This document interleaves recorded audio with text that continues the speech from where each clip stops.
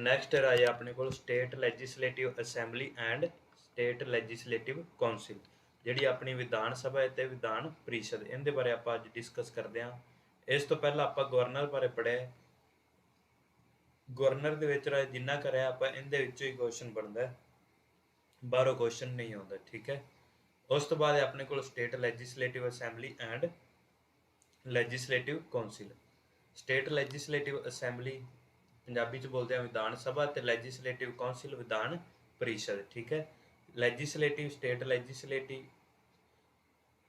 Legislature 168 article ਤੋਂ ਲੈ ਕੇ 212 ਤੱਕ, ਜਿਹਦੇ ਵਿੱਚ ਕੌਣ ਕੌਣ ਆਉਂਦਾ ਹੈ? ਗਵਰਨਰ ਆਉਂਦਾ ਹੈ। ਸਟੇਟ ਵਿਧਾਨ ਮੰਡਲ ਆਪਾਂ ਕਿਹਨੂੰ ਬੋਲਦੇ ਹਾਂ? ਲੋਕ ਲੈਜਿਸਲੇਟਿਵ ਅਸੈਂਬਲੀ ਤੇ ਲੈਜਿਸਲੇਟਿਵ ਕੌਂਸਲ, ਇਹਨਾਂ ਦੋਨਾਂ ਨੂੰ ਮਿਲਾ ਕੇ ਸਟੇਟ ਲੈਜਿਸਲੇਟਿਵ ਅਸੈਂਬਲੀ ਤੇ ਲੈਜਿਸਲੇਟਿਵ ਕੌਂਸਲ ਦੋਨਾਂ ਨੂੰ ਆਪਾਂ ਕੀ ਬੋਲਦੇ ਹਾਂ? ਸਟੇਟ ਵਿਧਾਨ ਮੰਡਲ। ਇਹਨੂੰ ਕੀ ਬੋਲਦੇ ਹਾਂ? ਸਟੇਟ ਵਿਧਾਨ ਮੰਡਲ, ਠੀਕ ਹੈ ਰਾਜੇ। ਉਸ ਤੋਂ ਬਾਅਦ ਕੀ ਜਿਹੜੀ ਲੈਜਿਸਲੇਟਿਵ ਅਸੈਂਬਲੀ ਹੁੰਦੀ ਹੈ ਇਹ ਹਰੇਕ ਸਟੇਟ ਦੀ ਹੈ, ਤੇ 2 ਯੂਟੀ ਦੀ ਹੈ, ਠੀਕ ਹੈ। ਹਰੇਕ ਸਟੇਟ ਦੀ ਸਟੇਟ ਲੈਜਿਸਲੇਟਿਵ ਅਸੈਂਬਲੀ ਹੈਗੀ ਹੈ ਤੇ 2 ਯੂਟੀ ਨੇ ਜਿਨ੍ਹਾਂ ਦੀ ਲੈਜਿਸਲੇਟਿਵ ਅਸੈਂਬਲੀ ਹੈ। ਲੈਜਿਸਲੇਟਿਵ ਕੌਂਸਲ ਹੁੰਦੀ ਹੈ ਜਿਹੜੀ ਰਾਜੇ, ਇਹ ਕੀ ਹੈ? ਸਟੇਟ ਦੀ ਮਰਜ਼ੀ ਹੁੰਦੀ ਹੈ ਉਹ ਇਹਨੂੰ ਬਣਾਏ ਜਾਂ ਨਾ ਬਣਾਏ, ਠੀਕ ਹੈ। ਇਹ ਵਾਲੀਆਂ ਸਟੇਟਾਂ ਕੋਲ ਹੀ ਲੈਜਿਸਲੇਟਿਵ ਕੌਂਸਲ ਹੈ, ਯੂਪੀ, ਬਿਹਾਰ, ਕਰਨਾਟਕਾ, ਆਂਧਰਾ ਪ੍ਰਦੇਸ਼, ਤੇਲੰਗਾਨਾ, ਮਹਾਰਾਸ਼ਟਰ, ਤੇ ਇੱਕ ਹੁਣ ਬਣੀ ਹੈ ਉਹ ਵੀ ਦੇਖ ਲਓ, ਵੈਸਟ ਬੰਗਾਲ, ਠੀਕ ਹੈ। ਜਿਹੜੀ ਉੱਥੇ ਮਮਤਾ ਬੈਨਰਜੀ CM ਬਣੀ ਹੈ ਉਹ ਕੀ ਹੈ? ਉਹ ਉੱਥੇ ਹਾਰ ਗਈ ਸੀ, ਤੇ ਜੇਕਰ ਉਹਨੇ CM ਬਣਨਾ ਹੈ ਤਾਂ ਕੀ ਹੈ? ਉਹਨੂੰ ਮਤਲਬ ਕਿਸੇ ਵੀ ਜਿਹੜਾ ਹਾਊਸ ਦਾ ਮੈਂਬਰ ਬਣਨਾ ਪਏਗਾ। ਤਾਂ ਕਰਕੇ ਉਹਨਾਂ ਨੇ ਕੀ ਸਟੇਟ ਲੈਜਿਸਲੇਟਿਵ ਕੌਂਸਲ ਬਣਾ ਲਈ, ਤੇ ਕੌਂਸਲ ਦੀ ਉਹ ਇੱਕ ਮੈਂਬਰ ਬਣ ਜਾਏਗੀ, ਠੀਕ ਹੈ। ਤੇ ਫਿਰ ਕੀ ਹੈ? ਉਹ CM ਬਣੀ ਰਹੇਗੀ। ਤਾਂ ਕਰਕੇ ਉਹਨਾਂ ਉੱਥੇ ਕੀ ਹੈ ਹੁਣ ਲੈਜਿਸਲੇਟਿਵ ਕੌਂਸਲ ਵੀ ਬਣਾ ਲਈ, ਠੀਕ ਹੈ। ਜੇਕਰ ਆਪਾਂ ਬੋਲੀਏ ਜਿੱਥੇ ਲੈਜਿਸਲੇਟਿਵ ਅਸੈਂਬਲੀ ਤੇ ਲੈਜਿਸਲੇਟਿਵ ਕੌਂਸਲ ਹੋਏ ਉਹਨੂੰ ਆਪਾਂ ਬੋਲਦੇ ਹਾਂ ਬਾਈ ਕੈਮਰਲ, ਤੇ ਜਿੱਥੇ ਓਨਲੀ 1 ਹਾਊਸ ਹੋਏ ਲੈਜਿਸਲੇਟਿਵ ਅਸੈਂਬਲੀ ਹੋਏ ਉਹਨੂੰ ਆਪਾਂ ਬੋਲਦੇ ਹਾਂ ਯੂਨੀ ਕੈਮਰਲ, ਠੀਕ ਹੈ ਰਾਜੇ। ਉਸ ਤੋਂ ਬਾਅਦ ਜਿਹੜੀ ਆਪਣੀ ਵਿਧਾਨ ਸਭਾ ਹੈ ਇਹਨੂੰ ਹੋਰ ਨਾਵਾਂ ਦੇ ਨਾਲ ਜਾਣਿਆ ਜਾਂਦਾ। ਫਸਟ ਹੈ ਲੋਅਰ ਹਾਊਸ, ਉਸ ਤੋਂ ਬਾਅਦ first house, strong house, popular house, house of people and non permanent house. ਉਸ ਤੋਂ ਬਾਅਦ ਹੈ MLA, ਜਿਹੜੇ ਲੈਜਿਸਲੇਟਿਵ ਅਸੈਂਬਲੀ ਦੇ ਮੈਂਬਰ ਹੁੰਦੇ ਨੇ ਉਹਨੂੰ ਆਪਾਂ ਬੋਲਦੇ ਹਾਂ MLA। ਇਹਦੀ ਫੁੱਲ ਫਾਰਮ ਹੁੰਦੀ ਹੈ member of legislative assembly, member of legislative assembly, member of legislative assembly, ਠੀਕ ਹੈ। ਉਸ ਤੋਂ ਬਾਅਦ ਨੈਕਸਟ ਰਾਜੇ ਆਪਣੇ ਕੋਲ ਇਹਨਾਂ ਦੀ ਕੁਆਲੀਫਿਕੇਸ਼ਨ ਕੀ? ਕੁਆਲੀਫਿਕੇਸ਼ਨ ਸਾਰਾ ਕੁਝ ਸੇਮ ਹੈ, ਏਜ ਨੂੰ ਛੱਡ ਕੇ ਸਿਟੀਜ਼ਨ ਆਫ ਇੰਡੀਆ ਹੋਣਾ ਚਾਹੀਦਾ। ਏਜ ਜਿਹੜੀ ਇਹਦੀ ਕੀ ਹੈ? 25 ਈਅਰ ਹੋਣੀ ਚਾਹੀਦੀ ਹੈ, ਤੇ ਨਾਟ ਆਫਿਸ ਆਫ ਪ੍ਰੋਫਿਟ, ਕਿਸੇ ਵੀ ਸਰਕਾਰੀ ਅਹੁਦੇ ਤੇ ਨਹੀਂ ਹੋਣਾ ਚਾਹੀਦਾ, ਕੋਈ ਵੀ ਇਹਨੂੰ ਸਰਕਾਰੀ ਪ੍ਰੋਫਿਟ ਨਹੀਂ ਹੋਣਾ ਚਾਹੀਦਾ। ਜਿਹੜਾ ਇਲੈਕਸ਼ਨ ਇਹਦਾ ਇਲੈਕਸ਼ਨ ਕੀ ਹੈ? ਡਾਇਰੈਕਟ ਇਲੈਕਟਡ ਬਾਈ ਪੀਪਲ। MLA ਨੇ ਜਿਹੜੇ ਡਾਇਰੈਕਟ ਇਲੈਕਟਡ ਬਾਈ ਪੀਪਲ ਹੁੰਦੇ ਨੇ, ਇਹਨਾਂ ਨੂੰ ਲੋਕਾਂ ਦੁਆਰਾ ਹੀ ਚੁਣਿਆ ਜਾਂਦਾ MLA। ਜੇਕਰ ਆਪਾਂ ਆਪਣੀ ਗੱਲ ਕਰੀਏ, ਆਪਾਂ ਕੀ ਹੈ ਜਦੋਂ ਇਲੈਕਸ਼ਨ ਹੁੰਦਾ ਹੈ ਆਪਣੇ ਪੰਜਾਬ ਦਾ CM ਬਣਦਾ ਤਾਂ ਉਸ ਟਾਈਮ ਕੀ ਹੈ MLA ਦੇ ਇਲੈਕਸ਼ਨ ਹੁੰਦੇ ਨੇ, ਮਤਲਬ ਲੈਜਿਸਲੇਟਿਵ ਅਸੈਂਬਲੀ ਦੇ ਇਲੈਕਸ਼ਨ ਹੁੰਦੇ ਨੇ, ਤੇ ਆਪਾਂ MLA ਨੂੰ ਵੋਟਿੰਗ ਕਰਦੇ ਹਾਂ, ਆਪਾਂ ਖੁਦ MLA ਨੂੰ ਵੋਟਿੰਗ ਕਰਦੇ ਹਾਂ, ਠੀਕ ਹੈ।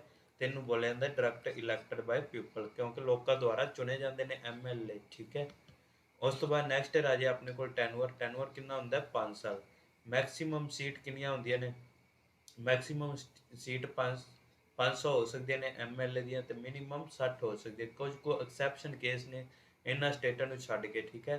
ਸਿੱਕਮ ਤੇ ਗੋਆ ਕੋਲ ਕਿੰਨੀਆਂ ਨੇ? 30 ਨੇ, ਮਿਜ਼ੋਰਮ ਕੋਲ 40, ਤੇ ਪੁਡੂਚੇਰੀ ਕੋਲ 30, ਤੇ ਅਰੁਣਾਚਲ ਪ੍ਰਦੇਸ਼ ਕੋਲ 60। ਕੁਝ ਕੁ ਸਟੇਟਾਂ ਨੇ ਮਿਨੀਮਮ ਉੱਥੇ ਕੀ ਹੈ? ਮਿਨੀਮਮ ਜਿਹੜੀ ਆਪਣੇ ਰੱਖੀ ਹੋਈ ਹੈ ਉਹਦੇ ਤੋਂ ਵੀ ਘੱਟ ਨੇ, ਠੀਕ ਹੈ। ਜਿਹੜਾ ਇੱਕ ਮਤਲਬ ਰੱਖਿਆ ਹੋਇਆ ਮਿਨੀਮਮ ਕਿ ਇੰਨੀਆਂ ਹੋਣੀਆਂ ਚਾਹੀਦੀਆਂ ਨੇ, ਉਹਦੇ ਤੋਂ ਵੀ ਘੱਟ ਨੇ ਇਹ ਵਾਲੀਆਂ ਸਟੇਟਾਂ ਦੀਆਂ। ਉਸ ਤੋਂ ਬਾਅਦ ਇਹ ਲੀਡਰ ਆਫ ਹਾਊਸ ਕੌਣ ਹੁੰਦਾ? CM। ਜੇਕਰ ਆਪਾਂ ਗੱਲ ਕਰੀਏ ਜਿਹੜਾ ਆਪਣੀ ਲੈਜਿਸਲੇਟਿਵ ਅਸੈਂਬਲੀ ਹੈ ਇਹਦਾ ਲੀਡਰ ਕੌਣ ਹੋਏਗਾ? CM, chief minister. ਤੇ ਜਿਵੇਂ ਆਪਣੇ ਕੋਲ ਸੈਂਟਰਲ ਗਵਰਨਮੈਂਟ ਦੇ ਵਿੱਚ ਆਪਾਂ ਕਰਿਆ ਸੀ ਲੋਕ ਸਭਾ ਤੇ ਰਾਜ ਸਭਾ, ਉਸੇ ਤਰ੍ਹਾਂ ਇਹਦੇ ਵਿੱਚ ਵੀ ਇੱਕ ਸਪੀਕਰ ਵੀ ਹੁੰਦਾ ਹੈ। ਸਪੀਕਰ ਦਾ ਸੇਮ ਉਹੀ ਕੰਮ ਹੁੰਦਾ, ਇਹ ਕੀ ਹੁੰਦਾ ਹੈ? ਪ੍ਰੀਸਾਈਡਿੰਗ ਅਫਸਰ ਹੁੰਦਾ। ਇਹ ਕੀ ਹੈ? ਪ੍ਰੈਸੀਡਿੰਗ ਅਫਸਰ, ਠੀਕ ਹੈ। ਮਤਲਬ ਜਿਹੜਾ ਕਿ ਲੈਜਿਸਲੇਟਿਵ ਅਸੈਂਬਲੀ ਨੂੰ ਸੰਭਾਲਦਾ ਹੈ। ਸਾਰਾ ਉਸੇ ਤਰ੍ਹਾਂ ਹੈ ਰਾਜੇ ਲੋਕ ਸਭਾ ਤੇ ਰਾਜ ਸਭਾ ਤਰ੍ਹਾਂ। ਉਸ ਤੋਂ ਬਾਅਦ ਨੈਕਸਟ ਹੈ ਲੈਜਿਸਲੇਟਿਵ ਕੌਂਸਲ, ਵਿਧਾਨ ਪਰਿਸ਼ਦ। ਇਹਨੂੰ ਕੀ ਹੈ ਹੋਰ ਨਾਮ ਦੇ ਨਾਲ ਕਿਹੜੇ ਜਾਣਿਆ ਜਾਂਦਾ? Upper house, weak house, second house, permanent house. ਤੇ legislative council can not dissolve but legislative council can create and remove by parliament, article 169। ਇਹ ਕਦੇ ਵੀ ਡਿਸੋਲਵ ਨਹੀਂ ਹੁੰਦੀ, ਬਟ ਇਹਨੂੰ ਕੀ ਹੈ ਰਿਮੂਵ ਵੀ ਖਤਮ ਵੀ ਕਰ ਦਿੱਤਾ ਜਾ ਸਕਦਾ ਹੈ ਤੇ ਨਵੀਂ ਵੀ ਬਣਾਈ ਜਾ ਸਕਦੀ ਹੈ ਬਾਏ ਪਾਰਲੀਮੈਂਟ ਦੁਆਰਾ ਆਰਟੀਕਲ 169 ਦੇ ਅੰਡਰ ਆਉਂਦੀ ਹੈ। ਠੀਕ ਹੈ, ਇੱਕ ਆ ਪਿੱਛੇ ਦੱਸਿਓ ਰਾਜੇ ਜਿਹੜਾ ਆਪਾਂ ਕਰਿਆ ਲੈਜਿਸਲੇਟਿਵ ਅਸੈਂਬਲੀ, ਜੇਕਰ ਆਪਾਂ ਗੱਲ ਕਰੀਏ ਪੰਜਾਬ ਦੀ, ਪੰਜਾਬ ਦੇ ਵਿੱਚ MLA ਕਿੰਨੇ ਨੇ, ਆਪਣੇ MLA ਦੀਆਂ ਸੀਟਾਂ ਕਿੰਨੀਆਂ ਨੇ, ਪੰਜਾਬ ਦੇ ਵਿੱਚ ਲੈਜਿਸਲੇਟਿਵ ਅਸੈਂਬਲੀ ਦੇ ਮੈਂਬਰ ਕਿੰਨੇ ਨੇ, ਮੈਂਬਰ ਕਿੰਨੇ ਨੇ ਆਪਣੇ 117। ਠੀਕ ਹੈ, ਯਾਦ ਰੱਖ ਲਿਆ ਦੇ 117 ਮੈਂਬਰ ਨੇ।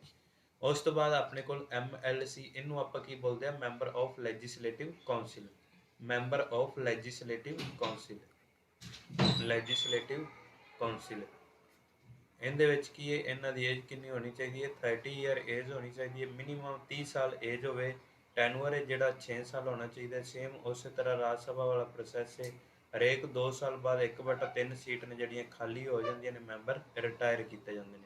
ਇਲੈਕਸ਼ਨ ਕੀ ਹੁੰਦਾ ਹੈ, ਇਲੈਕਸ਼ਨ ਜਿਹੜਾ ਇਹਦੇ ਵਿੱਚ ਇਨਡਾਇਰੈਕਟ ਹੁੰਦਾ ਹੈ। ਆਪਾਂ ਲੈਜਿਸਲੇਟਿਵ ਅਸੈਂਬਲੀ ਕਰਿਆ, ਉਹਦੇ ਵਿੱਚ ਡਾਇਰੈਕਟ ਇਲੈਕਟਡ ਬਾਈ ਪੀਪਲ, ਡਾਇਰੈਕਟ ਇਲੈਕਟਡ ਬਾਈ ਪੀਪਲ, ਤੇ ਜਿਹੜਾ ਆਪਣੇ ਕੋਲ ਲੈਜਿਸਲੇਟਿਵ ਕਾਉਂਸਿਲ ਹੈ ਇਹਦੇ ਵਿੱਚ ਕੀ ਹੈ, ਇਨਡਾਇਰੈਕਟ। ਇਹ ਕੀ ਹੈ, ਜਿਹੜੇ ਆਪਣੇ ਲੈਜਿਸਲੇਟਿਵ ਅਸੈਂਬਲੀ ਹੁੰਦੀ ਹੈ MLA ਨੇ, ਉਹ ਕੀ ਹੈ ਇਹਦੇ ਵਿੱਚ ਪਾਰਟਿਸਿਪੇਟ ਕਰਦੇ ਨੇ ਤੇ ਮੈਂਬਰ ਇਲੈਕਟ ਕਰਦੇ ਨੇ। ਨੈਕਸਟ ਰਾਜੇ ਆਪਣੇ ਕੋਲ MLC, member of legislative assembly. ਇਹਦੇ ਮੈਂਬਰਾਂ ਨੂੰ ਕਿਸ ਤਰ੍ਹਾਂ ਡਿਵਾਈਡ ਕਰਿਆ ਹੁੰਦਾ ਹੈ, 1/3 ਸੀਟ ਹੁੰਦੀਆਂ ਨੇ ਜਿਹੜੀਆਂ ਇਹ ਇਲੈਕਟਡ ਬਾਈ MLA ਦੁਆਰਾ ਇਲੈਕਟ ਕੀਤੇ ਜਾਂਦੇ ਨੇ, 1/3 ਹੋਰ ਉਹ ਇਲੈਕਟਡ ਬਾਈ ਲੋਕਲ ਗਵਰਨਮੈਂਟ, ਤੇ 1/6 ਨੋਮੀਨੇਟਡ ਬਾਈ ਗਵਰਨਰ, ਨੋਮੀਨੇਟਡ ਬਾਈ ਗਵਰਨਰ ਦੁਆਰਾ। ਉਹੀ ਕਨਸੈਪਟ ਰਾਜ ਸਭਾ ਵਾਲਾ, ਲਿਟਰੇਚਰ ਵਾਲੇ, ਆਰਟਸ ਵਾਲੇ, ਸੋਸ਼ਲ ਸਾਇੰਸ ਵਾਲੇ ਐਂਡ ਸਾਇੰਸ ਵਾਲੇ। ਉਸ ਤੋਂ ਬਾਅਦ 1/12 elected by government teacher, government teacher ਦੁਆਰਾ ਇਲੈਕਟ ਕੀਤੇ ਜਾਂਦੇ ਨੇ ਜਿਹੜੇ +2 ਵਾਲੇ ਹੋਣ। ਠੀਕ ਹੈ, +2 ਵਾਲੇ।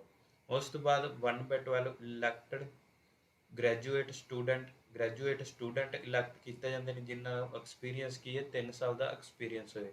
ਤੇ ਜਿਹੜੇ ਮੈਂਬਰ ਕਿੰਨੇ ਹੁੰਦੇ ਨੇ ਮੈਂਬਰ ਆਫ ਲੈਜਿਸਲੇਟਿਵ ਅਸੈਂਬਲੀ ਦੇ, ਜੇਕਰ ਆਪਾਂ MLA ਦੀ ਗੱਲ ਕਰੀਏ, ਆਪਣੇ MLA 117 ਨੇ ਪੰਜਾਬ ਦੇ। ਠੀਕ ਹੈ, ਕੀ ਹੁੰਦੇ ਨੇ member of legislative assembly, 1/3 of MLA, ਜਿੰਨੇ MLA ਹੋਣਗੇ ਉਹਦਾ 1/3 ਭਾਗ ਕੀ ਹੈ MLC ਹੋਣਗੇ। ਜੇਕਰ ਆਪਣੇ ਇੱਥੇ ਸਪੋਜ਼ ਕਰੋ ਆਪਣੀ ਲੈਜਿਸਲੇਟਿਵ ਕਾਉਂਸਿਲ ਹੁੰਦੀ ਤਾਂ ਇੱਥੇ ਮੈਂਬਰ ਕਿੰਨੇ ਹੋਣੇ ਸੀ, ਇਹਦਾ 1/3, 3 ਤੀਏ 9, 9 ਤੀਆ 27, ਆਪਣੇ ਕਿੰਨੇ ਹੋਣੇ ਸੀ ਲੈਜਿਸਲੇਟਿਵ ਕਾਉਂਸਿਲ ਦੇ member, 39।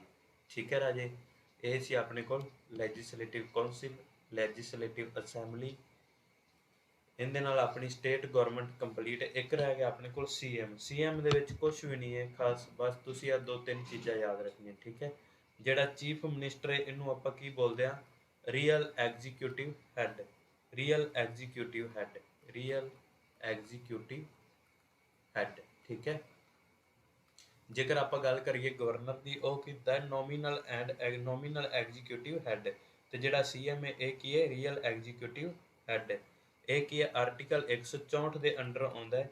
CM shall be appointed by governor, ਕਿਹਦੇ ਦੁਆਰਾ ਅਪੁਆਇੰਟ ਕਰਾਇਆ ਜਾਂਦਾ ਹੈ, ਗਵਰਨਰ ਦੁਆਰਾ। CM shall be appointed by governor, appointed by governor.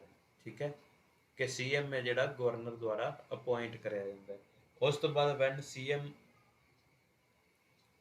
ਜਦੋਂ CM ਐਕਸਪਾਇਰ ਹੋ ਜਾਏ, ਮਤਲਬ ਇਹਦਾ ਟੈਨੂਅਰ ਖਤਮ ਹੋ ਜਾਏ, ਤਾਂ ਫਿਰ ਦੁਬਾਰਾ ਇਹਦੇ ਦੁਆਰਾ ਹੀ ਅਪੁਆਇੰਟ ਕਰਿਆ ਜਾਂਦਾ ਹੈ।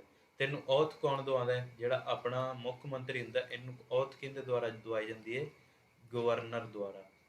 ਔਥ ਕਿਹਦੇ ਦੁਆਰਾ ਦਵਾਈ ਜਾਂਦੀ ਹੈ, ਗਵਰਨਰ ਦੁਆਰਾ। ਠੀਕ ਹੈ, ਬਸ ਇਹੀ ਹੈ ਰਾਜੇ ਆਪਣੇ ਕੋਲ, ਇਹਦੇ ਵਿੱਚ ਹੋਰ ਕੁਝ ਜ਼ਿਆਦਾ ਪੜ੍ਹਨ ਵਾਲਾ ਨਹੀਂ ਹੈ CM ਦੇ ਵਿੱਚ।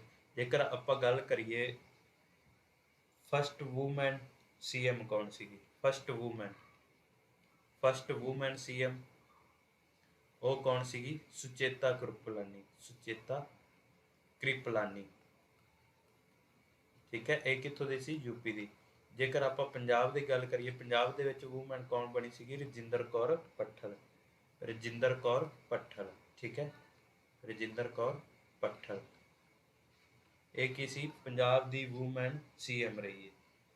ਇਹ ਸੀ ਰਾਜੇ ਆਪਣੇ ਕੋਲ ਸਟੇਟ ਗਵਰਨਮੈਂਟ ਕੰਪਲੀਟ ਹੈ। ਜੇਕਰ ਕੋਈ ਡਾਊਟ ਹੋਏ ਤਾਂ ਤੁਸੀਂ ਪੁੱਛ ਲਿਆ ਦੇ। ਥੈਂਕ ਯੂ ਜੀ।